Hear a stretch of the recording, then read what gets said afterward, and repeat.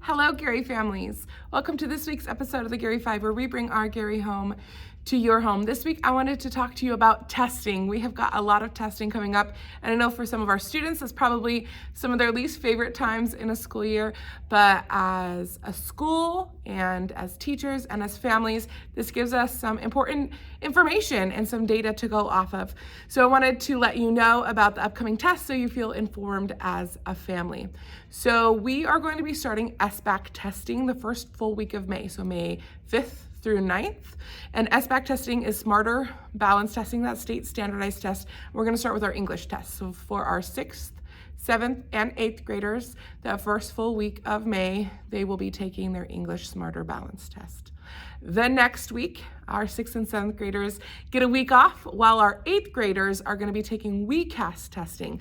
That stands for the Washington Comprehensive Assessment for Science. I know some of these acronyms can get really overwhelming. I don't even remember what they always are, but our 8th graders are going to be taking that test to show what they have learned through the years for science.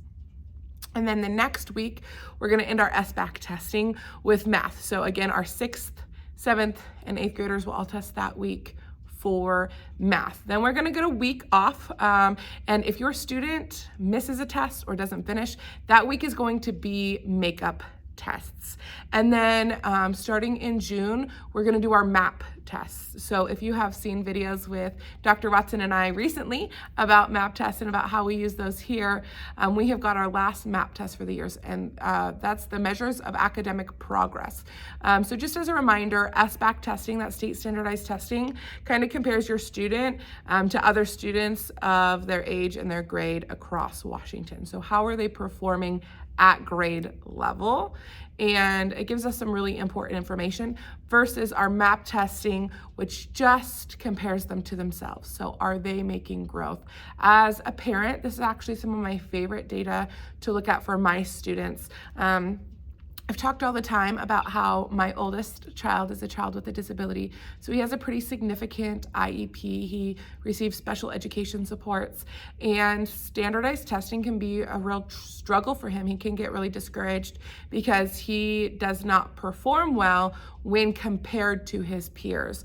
But when we're looking at MAP testing, it doesn't matter how everybody else is doing. It's saying, are they making progress? This is also really great for my daughter, who is highly capable. So oftentimes if I get an SBAC test, she's always going to be in 4. Like, she's always going to get super high scores, but that doesn't show how she's growing. So MAP testing is also give her, so she might already be advanced, she might be meeting or exceeding every standard, but is she making any growth? This is also important for our school to know if all of our students are consistently missing some content area, say in English or in math, we're gonna know that we need to do a better job teaching. So it gives us some great information as a school to move forward. And you will get all of that.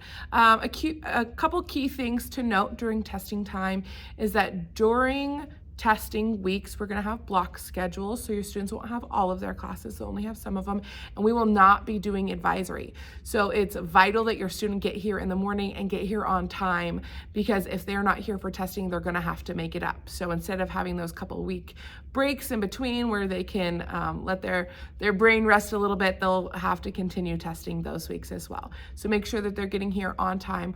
Also, breakfast is really important. I have notoriously, as a parent, breakfast is, grab a Pop-Tart on the way out the door if we're running somewhere, because we're usually running behind. And so those weeks, it's important to make sure that if your student's eating at home, maybe give them something with a little bit of protein, a little bit more substance that will carry them through. Or every student at SBAC and Garry gets free breakfast. So it starts at 9:30 on Monday or 8:30 the rest of the week, and they can come and get that nutritious breakfast before testing starts.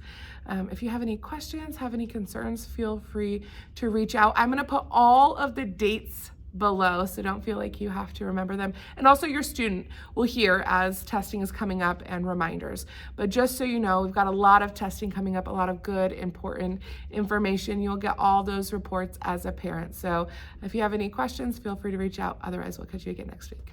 Bye, guys.